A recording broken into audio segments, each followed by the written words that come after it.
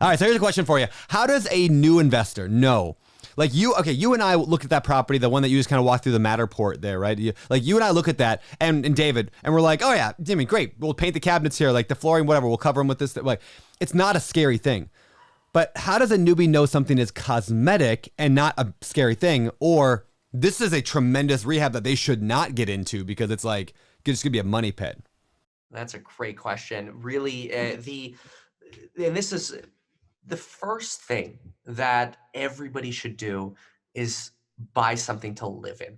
And when they buy something to live in, they start understanding, wow, these houses, they're really just, especially if it needs work and you start doing some work yourself.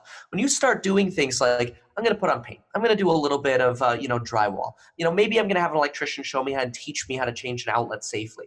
All of a sudden, and that's exactly what I did when I started. My first deals, I did the drywall. I scraped the old tiles off the floor. I scraped the ceiling. I paint, whatever it took, I did it.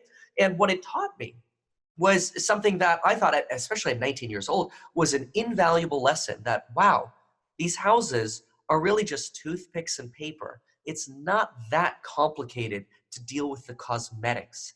But what it also showed me is if you don't properly inspect the systems, those could be a lot more expensive. So by doing it, by owning the first property and surrounding myself, this is probably the more applicable for everybody who doesn't have the time to do the work, by surrounding yourself with professionals who know, now you protect yourself. So you go into a house that needs work. You say, you know what, I'll do some paint. I'll try drywall. I'll try some of these things. But now you bring in your real estate agent who also invests. What's going to happen? Your real estate agent's going to tell you, well, I invest in this neighborhood, and Kevin, you know what? We need to make sure that we scope the plumbing lines, not just from the outside to the street, but the inside as well, because these cast iron drains rot out. Maybe they've been replaced, maybe not. Let's look at that and see what our exposure is there.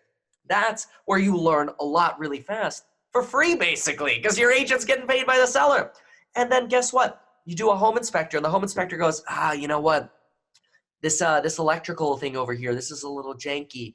Okay, you call an electrician. The electrician comes over, and even if you had to pay him, people are so fearful, like, oh, well, no electrician is coming to talk to me. Have you tried this? You pick up the phone, go, hey, electrician, I've got some, I need an electrician for about 30 minutes next week. I'm willing to pay $150 just for a site consult on a property. I'll pay you right there on the spot, $150 if you could walk a property with me. I guarantee you they'll be there because it's like 4 times their hourly rate, right? So they're there, and now, wow, oh, I've seen these panels before. You know what? These houses, they're actually wired pretty well, but we should change out the panel. This is really just an $1,800 problem for you.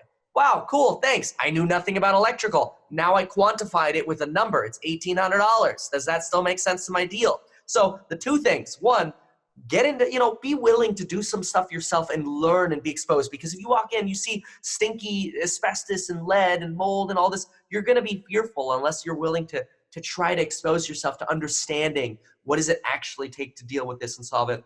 Second thing, surround yourself with professionals because you'd be surprised how much you can learn for a very little price.